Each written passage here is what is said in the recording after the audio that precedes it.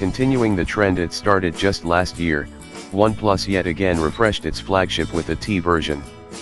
And, while it may not look exactly the same as the OnePlus 5, there are fewer hardware changes than there were between the OnePlus 3 and 3T. At a glance, from the back or the sides, the OnePlus 5T looks very similar to the OnePlus 5 that launched earlier this year.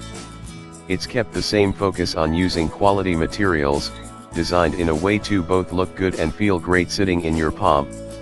It's a unibody aluminium build, which feels very solid and also very slim and comfortable thanks to the curves that extend from the back, up the edges, to form that horizon line along the sides. You'll find the same arrangement of buttons and ports as the previous phone too.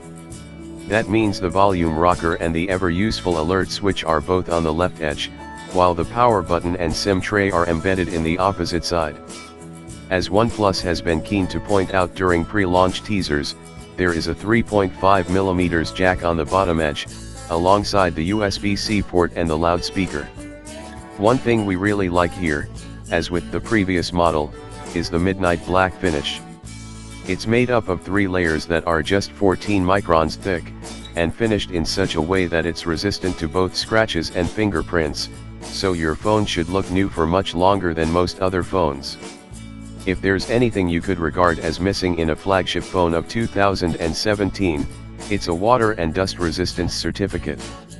OnePlus is now one of very few high-end phone makers not to have an official IP-rated certification.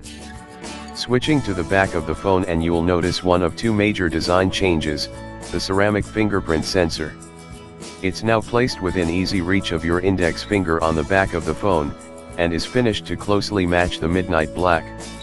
Of course, the fingerprint sensor moving to the back has been necessitated by the biggest change to the phone, and that's the large 6-inch screen on the front. Now that there's an 18:9 display, the bezels are much smaller and therefore can't play home to a fingerprint sensor. Minor changes from the OnePlus 5 include the camera housing on the back, which now has gently curved, sloping edges to make it feel more like one seamless part of the phone. There's also the fact that the phone is ever so slightly taller and wider than its predecessor. Big, bright, all-consuming screen. 6.01-inch optic AMOLED display. 2160 x 1080 resolution. 18:9 ratio. Sunlight display feature. If there's one outstanding feature on first impressions, it's the display.